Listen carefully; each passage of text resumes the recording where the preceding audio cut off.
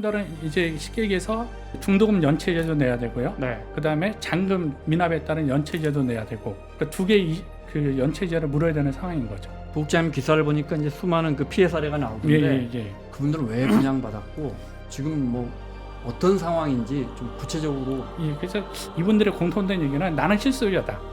나는 투자나 네. 투기 목적도 아니고 그 실소유자인데 최소한 이제 실소유자들한테는 대출기를 풀어달라 이게 목소리였는데요. 네. 고양시 지식산업센터를 분양받아서 이제 입주를 앞두고 있었는데 잔금 대출이 막힌 겁니다. 막히다 보니까 현 사무실 임대료 부담에다가 그 입주 지연 이자, 중도금 이자 네. 해가지고 한 달에 한 2~3천만 원의 비용을 지불하고 있다고 하시거든요. 그 지식산업센터는 쓸 수도 팔 수도 임대조차 할 수 없는 상품이다. 요 말로 이제 자신이 천연시를 말씀하시더라고요. 심층 인터뷰 시작합니다.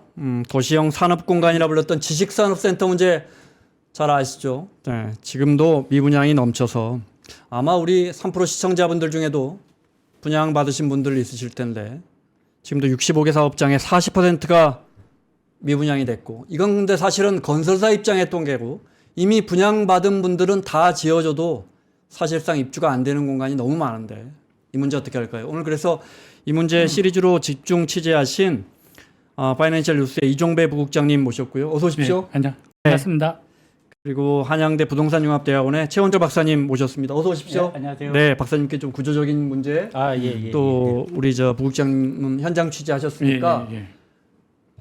정말 지식산업센터가 왜 이렇게 됐는지부터 현장에서는 지금 뭐 우리가 알기로는 뭐 아주 피해가 어마어마하다고 들었는데 좀 하나씩 좀 여쭤볼게요. 네, 일단 지금도 계속해서 입주를 하고 있죠.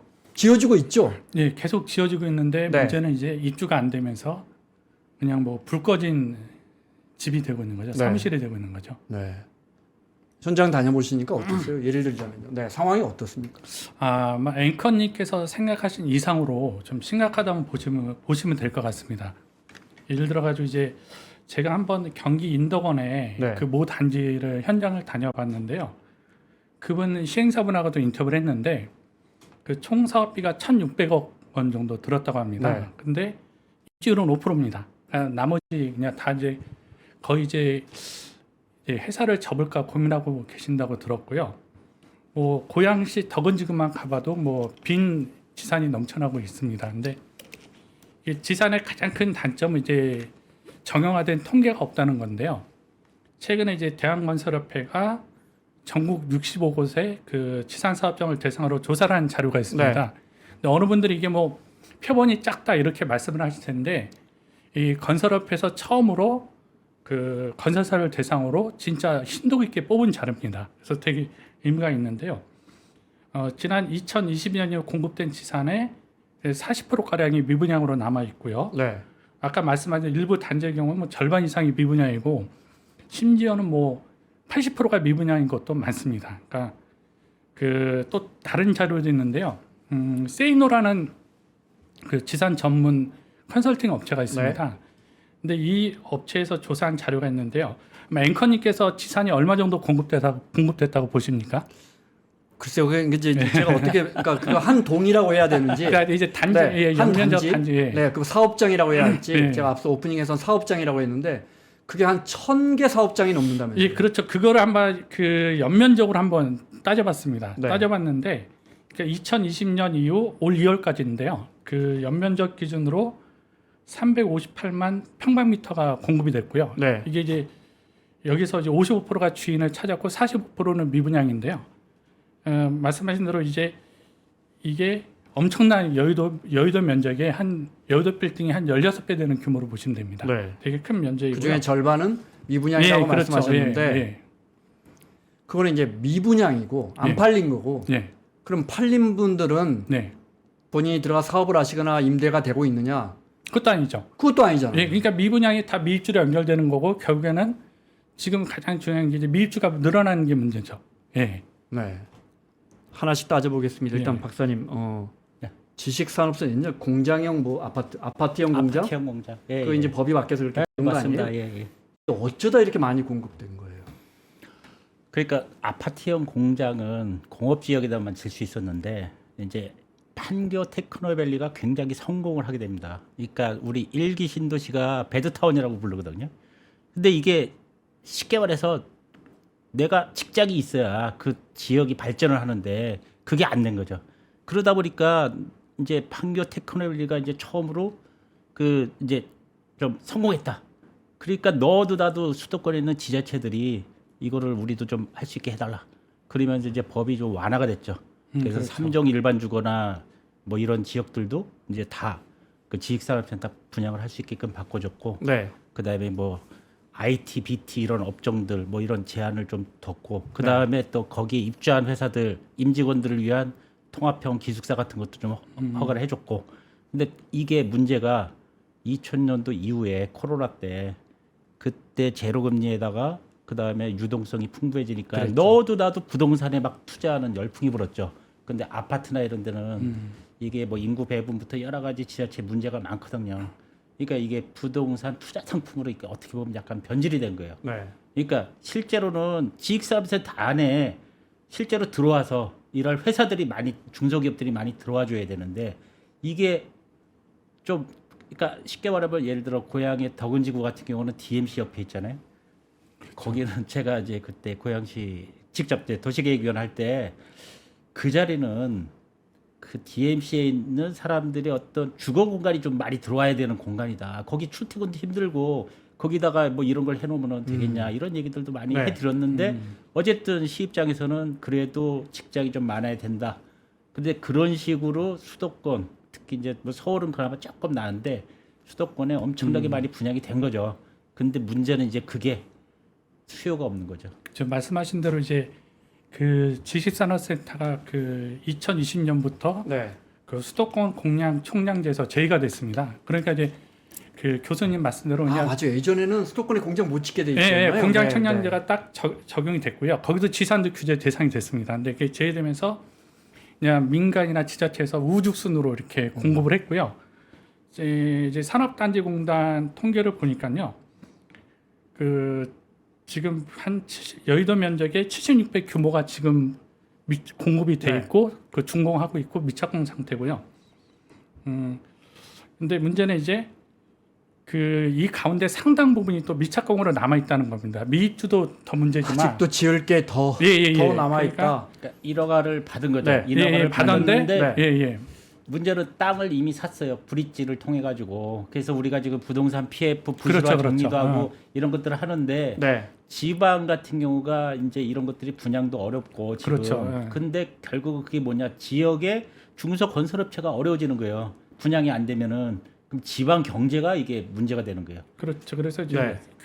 그 통계 자료를 보니까요. 5월 10월 기준으로 전국 지산이 1,548개 사업장이고요. 전국에 예. 지금까지 공급된 게 네. 그리고 근데 이게 2020년 4월에는 1,167개였습니다. 그러니까 많이 늘었죠. 네. 근데 1,548개 가운데 한 220여 곳이 미착공 상태로 보시면 됩니다. 아, 다 네. 지어진 게 아니고 예. 그러면 한 1,300개라고 생각하고 네. 100실씩만 따져도 13만 개가 그렇죠. 공급된 거예요. 그렇죠. 근데 이 교수님 말씀한 이 지상 공급이 이렇게 늘어난 이면에는요. 정부 정책이 실패도 한몫을 했습니다. 그러니까 아마 잘 아실 텐데 그 자족용지라고 들어보셨는죠. 네. 예. 근데 옛날에 저희가 신도시를 개발할 때 배드타운이 문제되니까 그 이기 신도시에 자족용지를 많이 배정을 했습니다. 근데 실제적으로 자족용지에 들어갈 수 있는 시설이 딱 하나뿐이 없습니다. 지식산업센터 외에는 없습니다. 그러니까 지식산업 공급이 더 늘어나게 된 거죠. 근데 구조적으로. 네, 그렇죠. 근데 더 큰 문제는 이 자족용지 비율이 1기 신도시는 거의 0%였고요. 2기 신도시는 평균 6.7%, 3기 신도시는 11%입니다. 한기수도시를 아직 짓고 있잖아요. 아직 그렇죠. 근데 이미 다 택지 분양 안 용지가, 된 데도 많고. 용지가 배정이 돼 있는 거죠.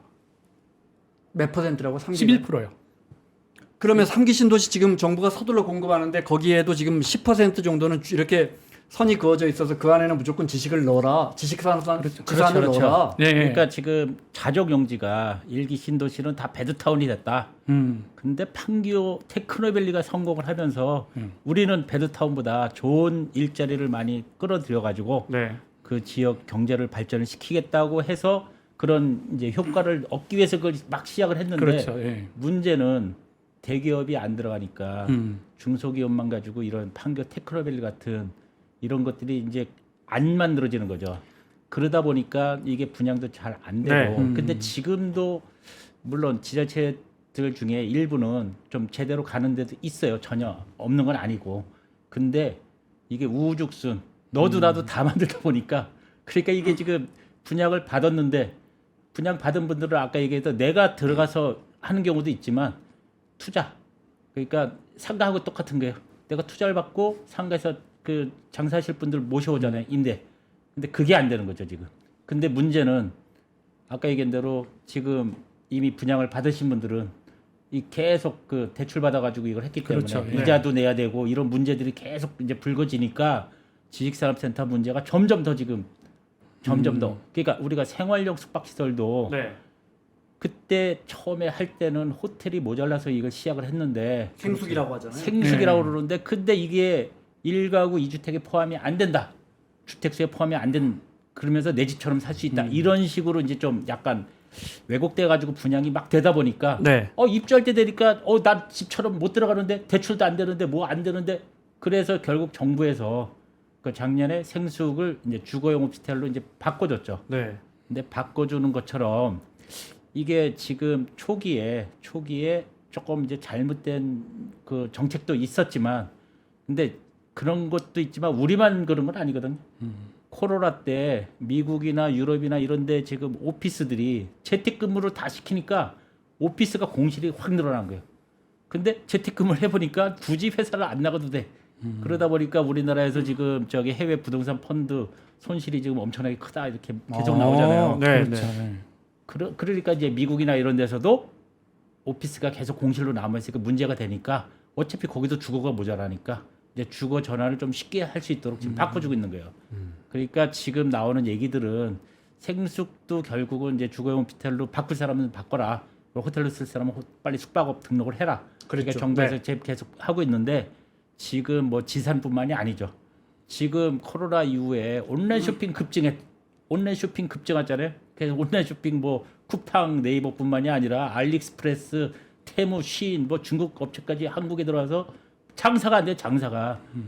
그러니까 결국 상가도 지금 많이 비어 있어요. 집합상가 이런 데들은 대책도 없어요. 그다음에 오피스도 마찬가지예요. 이제 중소형 오피스들은 채울 공간이 없는 거예요. 그러니까 업체들이 없어요. 그러니까 이게 계속 비어가. 그러니까 실제로는 8사 대책이라는 데 나왔었어. 8사 대책에. 빈 상가 오피스를 민간도 공공지원 민간 임대 주택으로 하면은 그 리모델링 비용 지원도 해주고 네. 주차장 안 늘려도 완화를 해주겠다. 이제 그런 정책이 발표가 됐는데 문제는 이게 공공지원 민간 임대니까 아파트처럼 이걸 개조를 해야 되는데 개조 비용이 너무 많이 들어가는 거예요. 네. 그래서 그때 그게 효과가 별로 없었어요. 그러니까 요새 다시 비어있는 공간, 이제 지식산업센터 포함해서 이런 비어있는 공간들을 어떻게 하면은 좀 쉽게 필요한 용도로 좀 바꿀 수 있을까? 왜냐하면 코로나 이후에 세상이 변한 거예요. 세상이 변했기 때문에 이런 주택 정책이라든가 부동산 정책도 거기에 맞춰서 빠르게 좀 변신이 안 되면은 한마디로 부동산에 투자했던 사람들이 투자 수익이 아니라 네. 엄청난 손실을. 근데 뭐 저는 일부 투자했으면 투자에 대한 책임은 봐야 한다고 그렇죠, 보고요. 그렇죠. 그렇지만 또 사회적인 대책도 만들어야죠. 뭐 네. 당신들 투자했으니까 실패했으니까 그냥 놔두는 건 그거는 뭐 정부나 정책이 아닐 거고요. 그런데 교수님 말씀하신 것 중에 하나만 여쭤볼게요.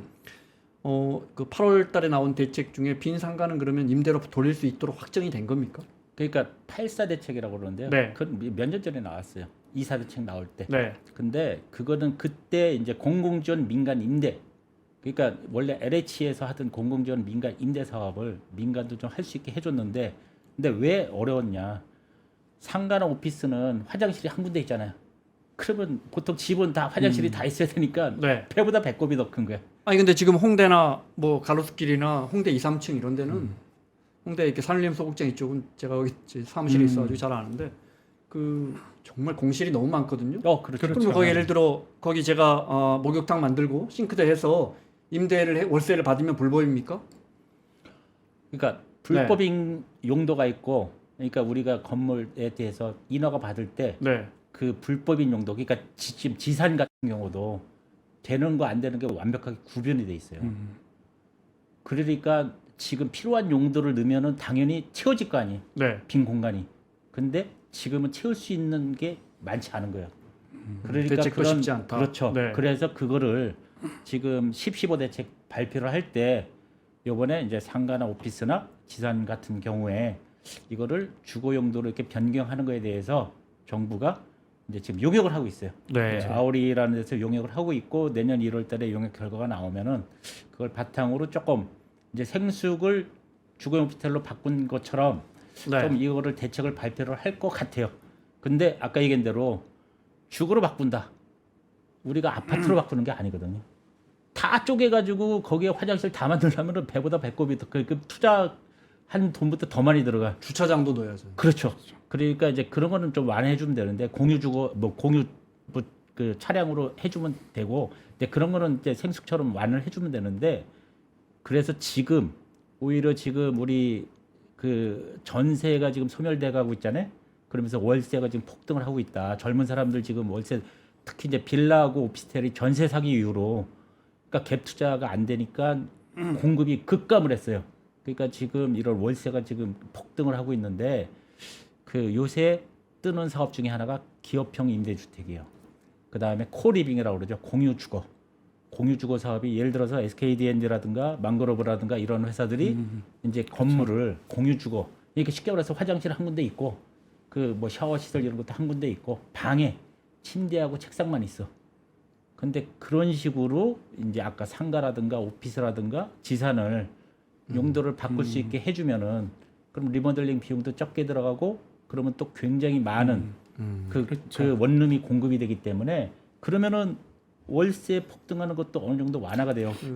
정부가 그 용역을 줬다 이 말씀. 네, 예, 지금 하고 있죠. 네. 올해 말에 나오고요. 내년에 발표되는데 교수님 말씀대로 이제 지산을 공유주거 이렇게 형태로 하는 것도 하나의 방법일 텐데 지금 이제 가장 큰 현안은 이제 내가 그 지산으로 그 사무실로 쓰고 싶은데 그 대출 규제 때문에 못 쓰는 그 소상공인하고 그런 자영업자들 실수요자들이 너무 많다는 겁니다. 그게 가장 크게 문제가 되는데 예를 들어서 그 지산은 잔금이 40%거든요. 네. 근데 중도금은 보통 50%를 받습니다. 대출은. 근데 잔금 때 이제 잔금으로 전환해서 70, 80% 예전에는 70%, 80%가 잔금 대출이 나왔는데 그게 40%로 줄더니 지산에 LTV나 뭐 그렇죠. 이제 비주거니까요. DSR 비주거니 그런 예, DSR만 적용되는 규제가 거. 없군요. 예, 네. 그렇죠. 근데 7, 80%가 나왔는데 갑자기 이제 40%로 줄더니 이제는 이제 일 금융권에서는 잔금 대출을 아예 막았습니다. 그러니까 내가 만약에 그 지산을 분양받은 계약자 입장이라면요. 잔금 때 분양 대금을 오히려 중도금을 토해내야 되는 상황에 처한 거죠. 그 왜 은행 입장에서는 중도금을 이미 대출 나갔는데 네, 예, 그렇죠. 잔금을 묶으면 예. 중도금도 못 받을 가능성이 커지는데 왜 묶은 거예요? 그렇죠. 은행 입장에서는 여러 가지인데 이게 지산이 너무 공급도 많고 이러다 보니까 이제 위험 자산으로 분류를 해가지고요. 아예 그냥 대출을 좀 차단했습니다. 차단하다 보니까 언제 그리고 뭐 이렇게 계속 조금씩 차단하다가요. 최근에는 이제 1금융권 같은 경우는 거의 지산 잔금 대출이 막혔고요. 근데 이 금융권에서 일부 하는데 이 금융권들을 사업자들이 이용을 하지 않습니다. 왜 그런지 아십니까? 내가 이제 이 금융권에서 대출을 받는 순간 신용도가 하락하는 거죠. 그러니까 이제 오도 가도 못하는 상황이 나타나고 있고요. 그래서 이제 뭐 사실 이러다 보니까 그러면 지금 짓고 있는 지산 중에는 네. 미분양도 많지만 그렇죠. 수분양자들은 이렇게 대출을 해줄 거라고 믿고 시행사나 그렇죠. 시공사 예, 예. 믿고 분양을 받아서 네. 계약금은 자기 돈으로 냈을 거고 그렇죠. 중도금은 그럼 대출 받아 냈을 거고, 것이고 이제 잔금 한 40% 잔금 대출 받으려고 했더니 은행에서 갑자기 이게 담보 가치가 너무 낮아. 그렇죠. 자금 대출이 안 나오고 있는 상황이다 이 말씀. 네, 그렇죠. 그렇게 되면 이제 계약자 입장에서는 좀 사면초가 놓이게 되는 거죠. 시공사나 건설사들도 그러면 잔금이 안 들어오네요. 그렇죠. 시공사나 건설사도 잔금이 안 들어오니까요. 실제로 취재 중에 좀 들은 얘기인데 부천의 옥길지구에 그 지식산업센터를 모 시행사가 분양을 했거든요. 근데 결국에는 이제 입주했는데도 잔금이 안 들어오니까 그냥 텅텅 비어 있어요. 그래서 그 시행사가 택한 방법은 그냥 파산인 거죠. 그러니까 본인이 어떻게 할 도리가 없으니까 그냥 파산하고 이제 이제 넘어옮겼고 이제 그 책임을 이제 시공사가 지게 됐는데 말씀하신 대로 시공사도 결국에는 이 안 되면은 결국에는 부동산 신탁사가 지는 거지 않습니까? 이런 구조로 좀 넘어가고 있는 단계죠. 그렇다고 해서 수분양자들의 채권이 사라지는 거 소멸하는 건 아니죠. 아니죠. 소분양자를 기업의 똑같죠. 은행은 거기 압류로 그 건물 잡을 거 아니에요. 그렇죠. 네. 소분양자는 이제 쉽게 얘기해서 그 중도금 연체제도 내야 되고요. 네. 그 다음에 잔금 미납에 따른 연체제도 내야 되고, 그러니까 두 개의 그 연체제를 물어야 되는 상황인 거죠. 부국장님 기사를 보니까 이제 수많은 그 피해 사례가 나오던데, 예. 그분들은 왜 분양받았고 지금 뭐 어떤 상황인지 좀 구체적으로. 예, 그래서 제가 이제 그 지식산업센터 관련 기사를 여러 번 썼는데요. 네. 그래서 제 메일로 여러분들이 그 억울함을 호소하는 분들이 많았는데, 참 이런 사례도 있구나. 또 이런 분들은 너무 억울하겠구나 하는 생각이 좀 많이 들었었는데, 이분들의 공통된 얘기는 나는 실수요자다. 나는 투자나 네. 투기 목적도 아니고 그 실수요자인데 최소한 이제 실수요자들한테는 대출기회를 풀어달라 이게 목소리였는데요. 네. 그 중소기업 A사 대표님이 통화를 하다 말씀하셨는데 그분이 이제 고양시 지식산업센터를 분양받아서 이제 입주를 앞두고 있었는데 잔금 대출이 막힌 겁니다. 막히다 보니까 현 사무실 임대료 부담에다가 그 입주 지연 이자, 중도금 이자 네. 해가지고 한 달에 한 2~3천만 원의 비용을 지불하고 있다고 하시거든요. 너무 억울하고 제가 가장 그 감명 깊게 제일 이분이 했는데 자영업자 어떤 한 분은 저한테 이런 말씀을 하셨거든요. 그 지식산업센터는 쓸 수도 팔 수도 임대조차 할 수 없는 상품이다. 네. 요 말로 이제 자신이 처현실을 말씀하시더라고요. 그러니까 뭐 결국에는 이제 자영업자 입장에서는 네. 그 지산을 내가 쓸 수도 팔 수도 임대조차 할 수 없는 그런 상황에 처하다 보니까 그 파산 상태에 몰리게 됐다. 이렇게 좀 그 말씀은 하소연했습니다. 무슨 말씀인지 잘 알겠습니다. 네. 그런데 특히 중도금이 이렇게 이 정도에서 대출이 나가고 네. 이 정도 지어지면 잔금 대출은 이렇게 할 수 있을 겁니다 하고 계약을 했을 테니까 그런 부분은 저는 피해자라고 생각을 하는데요. 네. 만약에 그 지금 부국장님 설명대로라면 예를 들어 지금 주식 투자를 해서 거기 성장세를 믿고 투자를 했는데 사실 지금 쓸모없는 기업에 투자한 우리 3% 시청자분들도 많거든요. 주가 엄청 내리고 그거하고 뭐가 다릅니까? 그분들이 1가구 2주택이 아니라 그래서 1가구 2주택이 아니라 그래서 사실은 본인 투자도 조금 본인도 그렇죠. 해서 사실 대출로 해서 투자 성격으로 투자하신 분들도 아까 물론 나는 시립주에서 내가 거기서 이제 공장 운영하거나 뭐 IT 사업을 하거나 나 거기서 뭐 이런 그런 분들도 물론 있겠지만 투자 성격으로 하신 분들이 투자해서 실패했는데 그분들의 책임을 우리 사회가 물어줄 수 없어요. 그렇죠. 그래서 이제 저도 고민했고 많은 분들이 대안으로 내세운 게요. 그 실수요자 한해서 대출 기회를 푸는 방법을 좀 고민해볼 필요가 네, 있다고 네. 하시거든요. 근데 예를 들어서 이제 내가 사업자 매출, 세금 납부 실적 이런 것들을 통해서 이 사람이 진짜 계약자가 진짜로 이제 그 투기나 임대가 아니고 내가 진짜 들어가서 사업을 할 수 있는 네. 거다. 그리고 또 만약에 그걸 어겼을 때 페널티를 준다든지 지금 이제 가장 이제 실수요자들이 가장 요구하는 것 중에 하나가 내가 실수요자를 하고 싶은데 내가 페널티를 물더라도 막힌 대출 물건을 조금이라도 틀어달라는 거거든요. 그렇게 되면 이제 임대 수요는 빼더라도요. 그렇게 한다 그러면은 좀 시장에 좀 도움이 되지 않을까 저는 그렇게 생각합니다. 그러니까 투자용으로 사신 분들은 그렇죠. 그동안에 뭐 사업한 것도 사실 그렇죠, 없을 거 그렇죠. 아니에요. 예, 예. 네, 그런 일반 분들은 뭐 굳이- 직장 다니면서 예, 예. 사신 분들 이런 분들 말고 그렇죠. 진짜 그동안에 다른 데 예, 예를 예. 들어 구로 근처에서 어디 금천구에서 사업장 하다가 나 덜 넓은 예, 데로 예, 그렇죠. 그런 분들이 입증이 될 테니까 그렇죠. 그런 분들이라도 잔금 대출을 좀 그렇죠. 쳐주자. 그걸 입증할 수 있는 방법이 되게 많거든요. 뭐 세금 납부 실적, 매출액, 그 종업원수 다 확인할 수 네. 있지 않습니까? 네. 그런 자료를 통해서 확인해서 이렇게 좀 그 대출을 좀 풀어주고요.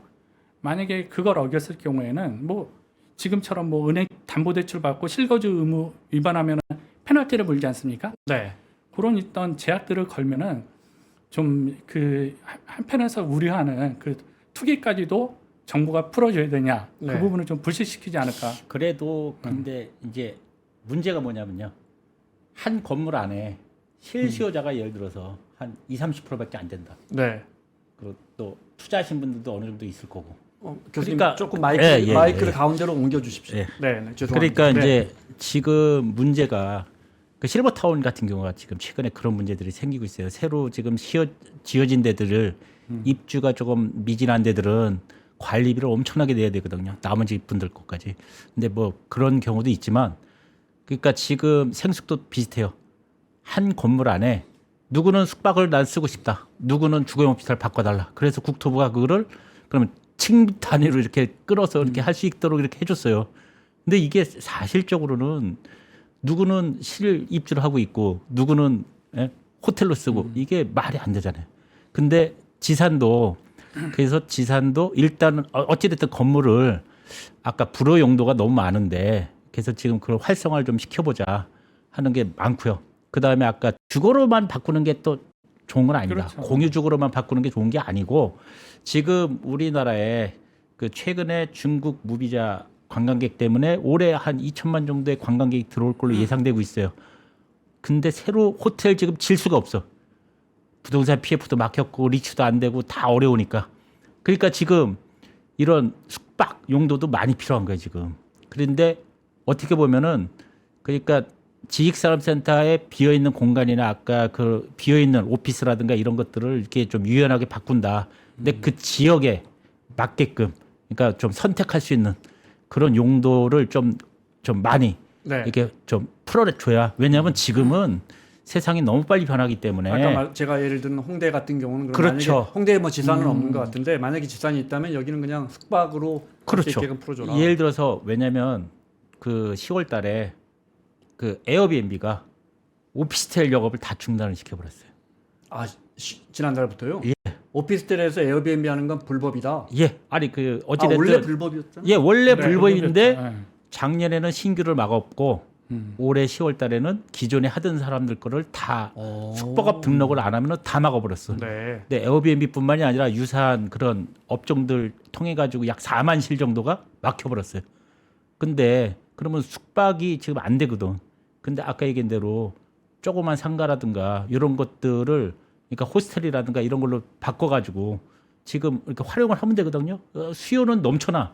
수요는 넘쳐나는데 그러니까 넘쳐나는 수요에 맞게끔 그러니까 지산도 무조건 뭐 주거가 좋다. 근데 일반 주거는 아까 리모델링 비용이 훨씬 많이 들기 때문에 그걸 안 하니만 못 하는 거고 아까 얘기했던 뭐 공유 주거 뭐 기업형 임대주택 이런 식으로 바꿔주면서 동시에 지금 우리나라의 기업형 임대주택이나 이런 쪽 사업이 좀 잘 될 것 같으니까 뭐 미국의 모건 스탠리나 뭐 KKR이나 이런 세계적인 회사들이 한국에 지금 기업형 임대주택에 투자를 많이 하고 있어요. 네. 그러면 어떻게 보면 우리나라도 주거 시장도 좀 선진화가고 월세도 빨리 안정될 수 있고 그 다음에 또 공유 숙박 이런 것들을 좀 활성화해가지고 숙박도 좀 그러니까 외국 사람들이 좀 더 많이 와도 네. 이게 해결을 될 수 있게끔 그러니까 쉽게 말해서 상가는 점점 더 어려워질 거예요.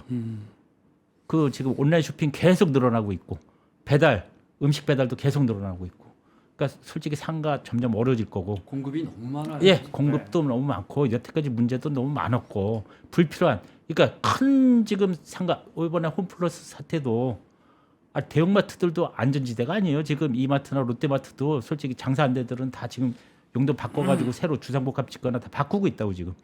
그러니까 이제 상가는 이제 현실이 지금 바뀌어가니까 이제 이런 것들 기존에 있는 건물들 근데 비어 있는 건물 그러니까 우리가 지금 모자란 게 주거가 가장 모자라고 숙박도 지금 모자란 상태예요. 그러면은 모자란데 건물은 또 비어 있어.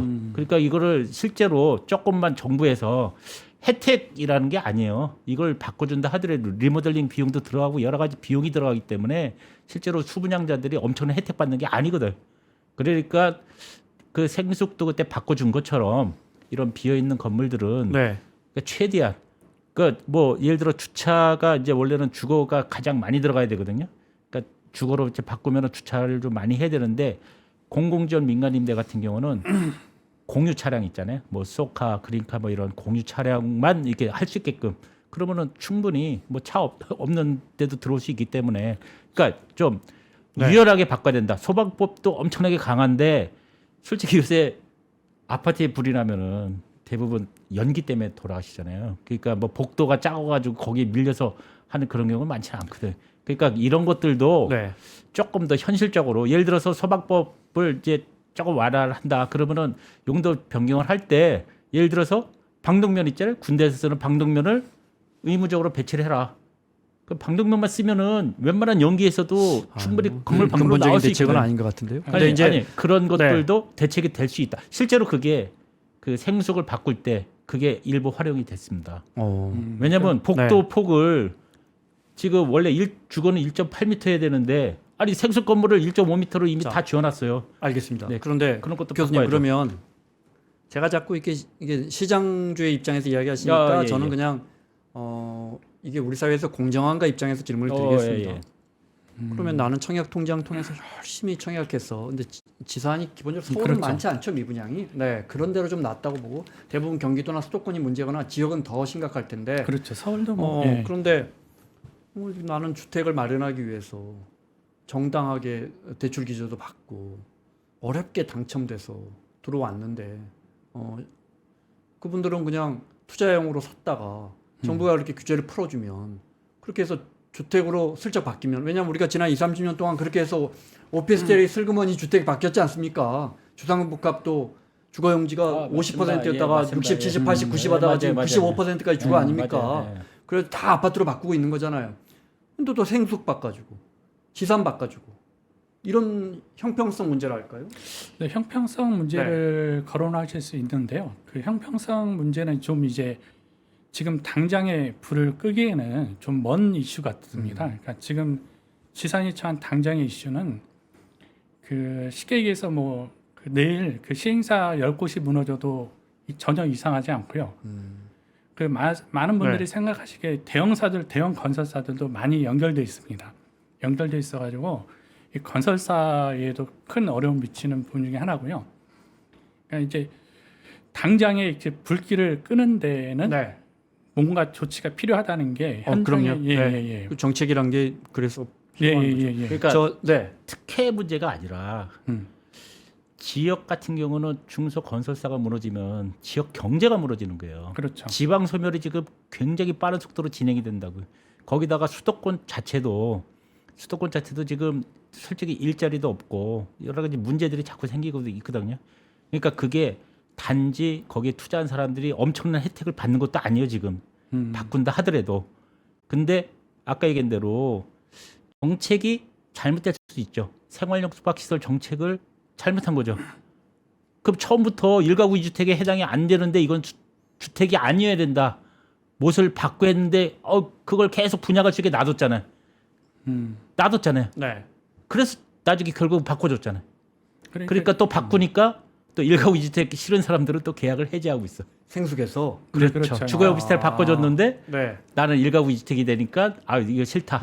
그러니까 계약 해지하는 사례도 많이 나오고 있고. 최 교수님 말씀대로 생속은 진짜 그 주택 정책 실패의 그 대표적인 한 사례로 되고요.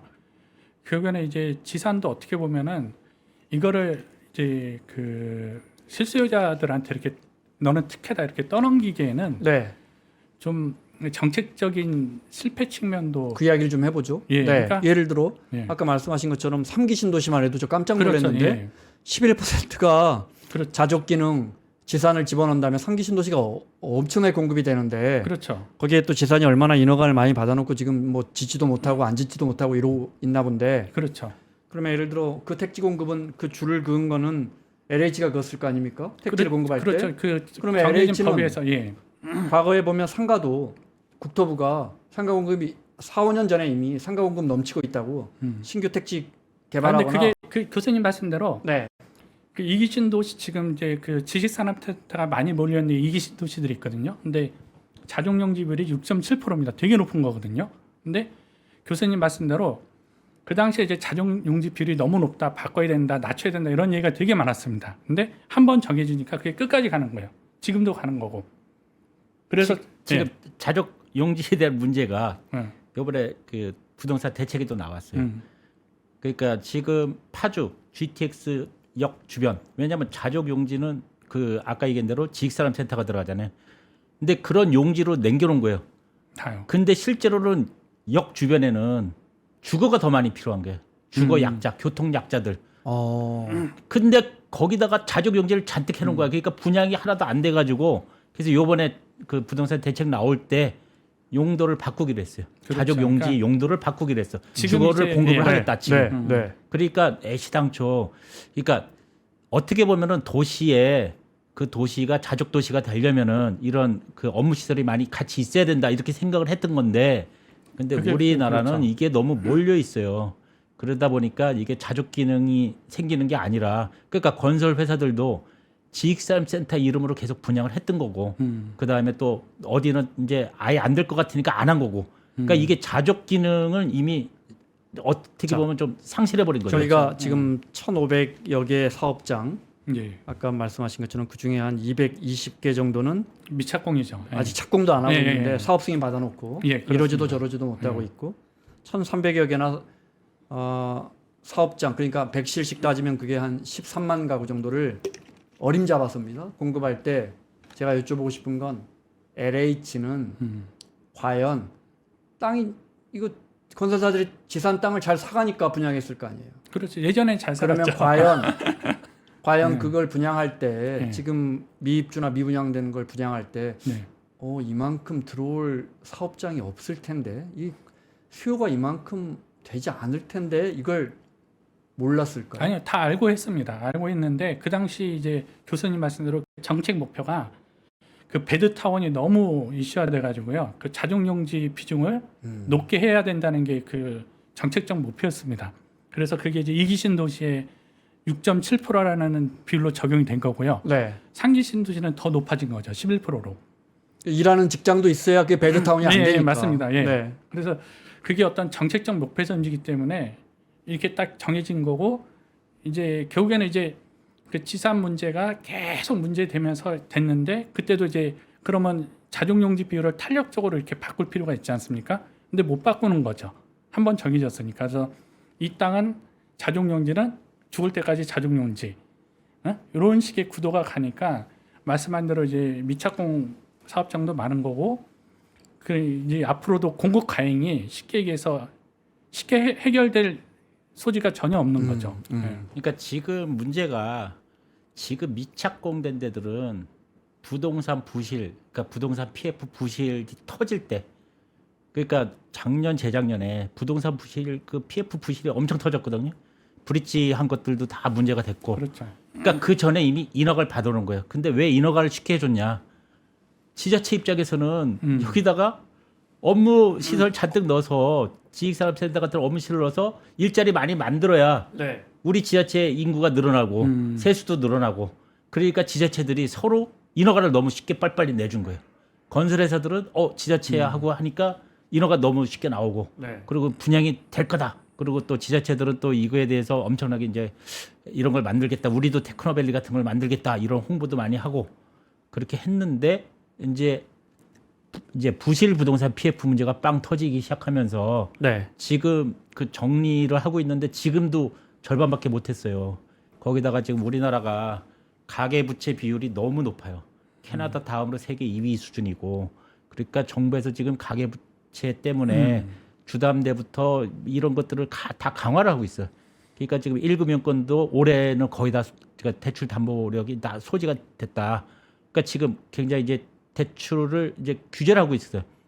근데 그 와중에 아까 얘기한 대로 지식산업센터 사업이 잘 될 것 같지는 않아요. 이미 브릿지는 받았지만 본 PF로 넘어가는 거 이런 것들을 지금 안 해주는 거죠. 그러니까 인허가만 받고 계속 문제가 되는 거죠. 근데 아까 얘기한 대로 이렇게 가다 보면은 시행사는 결국 파산하거든요.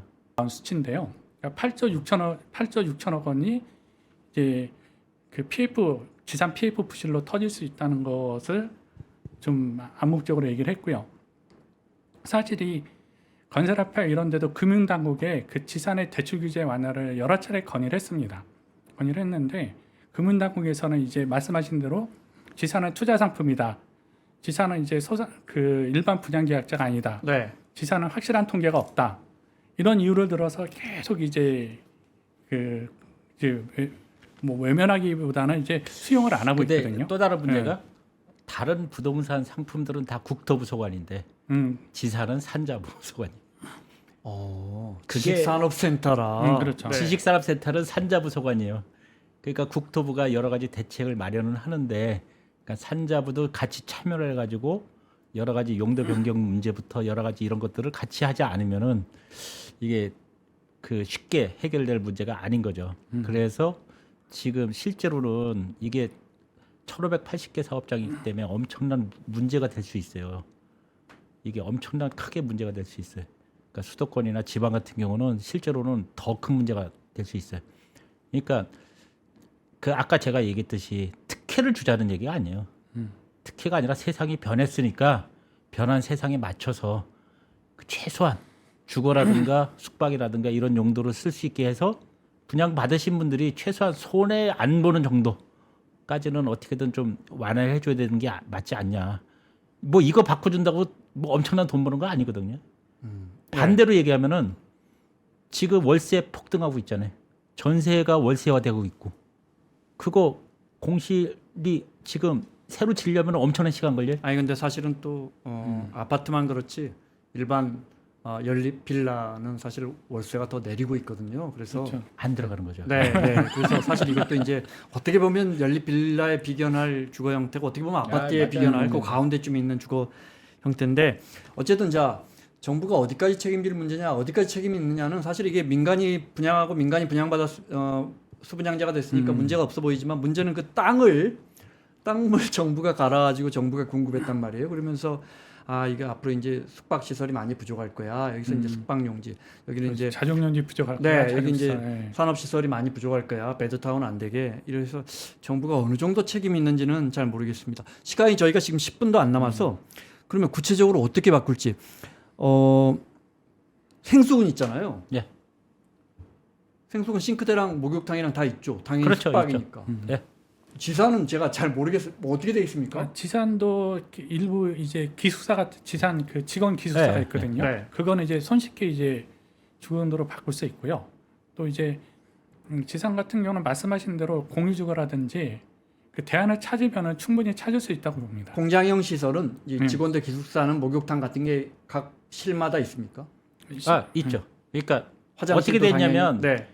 지식산업센터 안에 들어와서 있는 기업들 위를 위한 이 기숙사 직원들이 거기서 음. 살 수 있게 통합형 기숙사는 허용한다. 이렇게 돼 있어요. 그래서 실제로는 어떻게 됐냐? 동이 여러 개잖아요. 그럼 아예 한 동은 오피스텔처럼 이미 만들어진 데도 많아요. 그거는 쉽겠네. 그거는 별 문제가 없어요. 자, 그러니까 네. 그거를 좀 확대해 달라. 뭐 그런 얘기들도 그러면 이제 있는 그 거고. 나머지 그게 한 너댓 개 동 중에 기숙사동 한 동이면 그렇죠. 그걸 이제 오피스텔로 돌려준다고 치죠. 예. 나머지 세 개 동은 그러면 그 층에 화장실은 저 구석에 하나 있죠. 그렇죠. 그 부분은 이제 좀 고민을 좀 해봐야죠. 어떻게 그 묘안을 찾는지는 이번에 그러니까 아까 얘기한 대로 지금 그걸 주거로 바꾼다고 그래가지고 칸을 다 잘라가지고 화장실 다 설치하고 하면은 배보다 배꼽이 더 커요. 엄청난 공사비가 들어가. 네. 그럼 투자하신 분들은 오히려 손해를 엄청나게 볼 수 있어. 바꿔줘가지고. 근데 그게 아니고 요새 월세가 부족하다. 월세 값이 올라간다. 원룸 월세 또 특히 이제 급등한다. 근데 지산 같은 경우는 그러니까 상가 오피스처럼 화장실이 한 군데 있잖아요. 근데 그 칸을 잘라서 보통 공유주거 우리가 코리빙이라고 그러는데 공유주거는 이렇게 방 하나에 침대하고 책상만 있어요. 우리나라만 그런 게 아니라 미국이나 지금 런던이나 뭐 유럽이나 이런 데들도 엄청나게 많이 지금 코리빙이 보급이 되고 있어요. 그러니까 기존에 있는 오피스를 코리빙으로 바꾼다든가 이런 걸 계속 하고 있어. 그러니까 특히 유럽은 그 우리 파리 가보시면은 8층짜리 건물 손도 못 대게 다 그대로 다 있잖아요. 옛날 네, 건물. 네, 수백 년씩. 안에 그렇게 바꾸는 거예요. 그럼 우리도 지금 지산이나 이런 것들은 그렇게 좀 변경하는 거는 별로 어렵지 않거든요. 근데 교수님 말씀 중에 그러니까 주차장 넣고 목욕탕 넣고 뭐 하면 배보다 배꼽이 커서 수분양자들이 오히려 더 피해를 볼 거라는데 그렇죠. 그분들 피해를 볼 걸 왜 정부가 신경 써야 그러니까 합니까? 그게 아니. 지산 사태를 해결하기 개인 재산인데. 네. 지산 사태를 해결하기 하나의 방법이죠. 그러니까 용도 전환이 하나가 있는 거고요. 네. 두 번째는 이제 가장 급선물이 이제 대출 규제를 풀어주는 게 급선무고요. 그렇게 되면 나는 지산으로 쓰면 되니까요. 그러면 네. 문제가 없죠 전혀.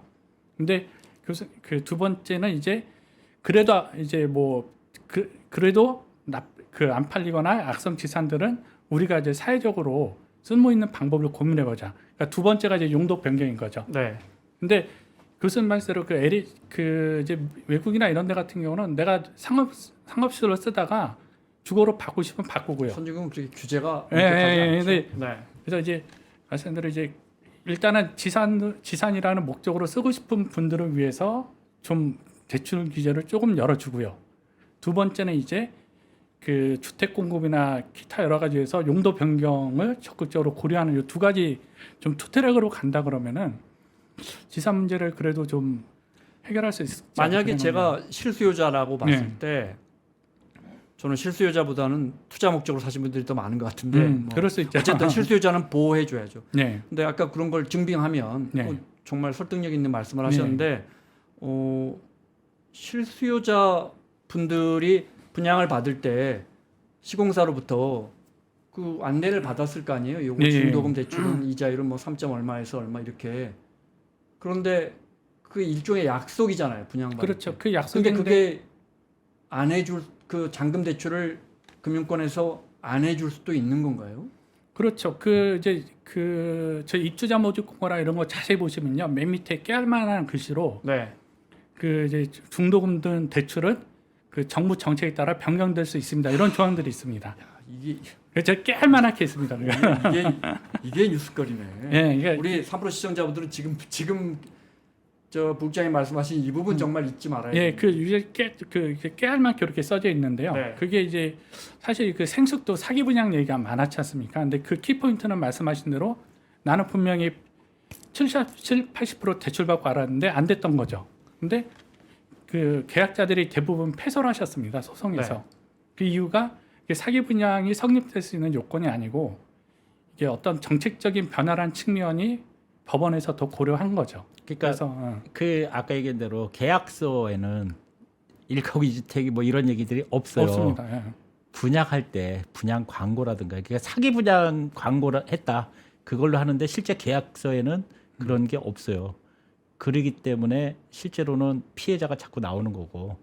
근데 지산 같은 경우도 실수요자는 이제 대출을 좀 해줘야 되는데, 그러니까 아까 얘기한 대로 실수요자가 이제 어느 정도 건물에 한 50% 이상 된다.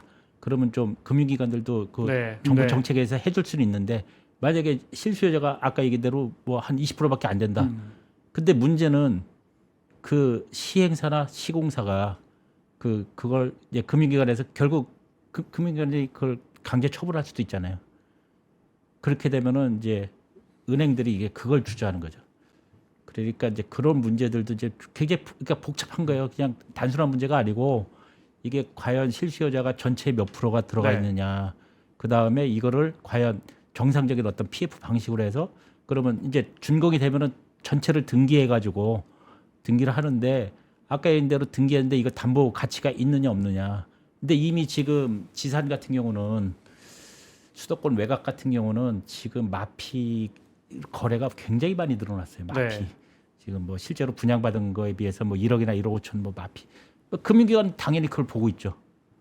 그러니까 쉽게 네. 대출하는 게 대출을 풀어준다 하더라도 금융기관들이 과연 쉽게 하겠냐 이런 문제들도 있는 거예요. 네, 마무리해야겠는데 두 분께 간단하게 마무리 말씀 오늘 뭐 하셨던 말씀 중에서 또 강조하고 싶으신거나 아니면 오늘 빠뜨린 부분이 있으면 마무리 말씀 듣고. 근데 사실은 정부가 이제 뭐 산업부가 이렇게 그 공장 총량 규제 풀어주고 네. 하니까 정부가 조금 유도한 부분도 있고 책임질 부분도 있지만 사실 이게 또 민간이 분양하고 민간이 분양 받은 거라 이걸 어디까지 우리 사회가 책임져야 할지 잘 모르겠는데요. 마무리 말씀 듣겠습니다. 아, 네. 그렇죠. 뭐 말씀하신 대로 여러 가지 그 찬반 논란이 있고 또 여러 가지 반대견도 있고 찬반이 있는데 그 저희가 이제 가장 중요한 게 이제 이런 규제가 생기고 규제가 생기고 강화될 때마다 항상 그 선의의 피해자들이 생깁니다.